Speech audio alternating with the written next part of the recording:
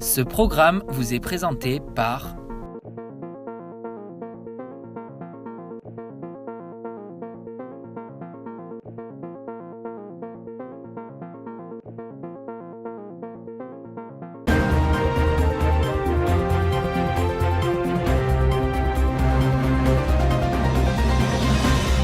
Bienvenue sur Bonjour America, je suis Audrey Mazins et vous présente l'actualité du jour.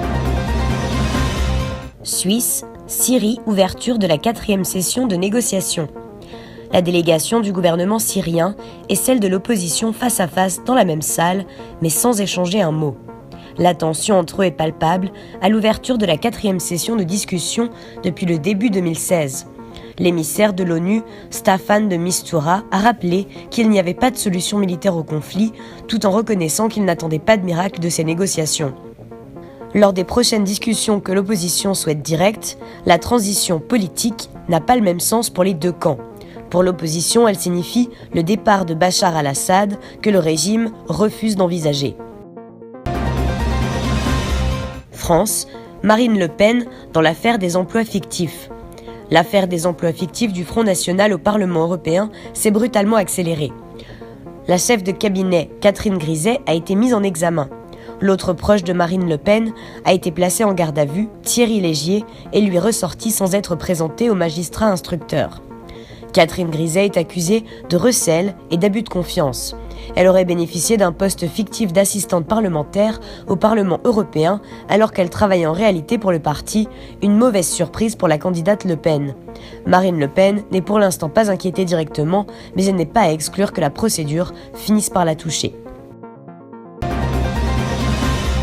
Grèce, de l'austérité aux réformes. Les ministres des Finances de la zone euro ont enfin décidé de faire un pas de plus vers une probable résolution de la crise de la dette publique grecque en permettant aux experts chargés de vérifier la conformité des réformes de retourner à Athènes. Certes, cela n'a pas l'air d'être une avancée capitale. Pourtant, après une longue période de paralysie, il s'agit d'une réussite majeure à la fois pour la Grèce et pour ses créanciers. Jeroen Dijsselbloem, le président de l'Eurogroupe, a annoncé la décision tant attendue, non seulement la reprise des négociations sur le renflouement de la Grèce, mais surtout un changement de cap. Canada, Trudeau et Trump discutent du bois d'œuvre. Justin Trudeau et Donald Trump ont abordé les sujets du bois d'œuvre et de la coopération dans la frontière lors d'un entretien téléphonique jeudi. Dans un court compte-rendu de la conversation rendu public par le bureau du Premier ministre, on indique que les deux leaders ont parlé d'une série de questions d'intérêt bilatéral, ainsi que des sommets du G7 et G20 qui auront bientôt lieu. L'entretien téléphonique survient un peu plus d'une semaine après la visite à Washington du chef libéral. Face à l'échec des négociations, Ottawa a lancé mardi un groupe de travail sur le bois d'œuvre piloté par le ministre fédéral des Ressources naturelles, Jim Carr. USA-Mexique, rencontre des ministres Rex Tillerson et Luis Videgaray réunis sur la même estrade.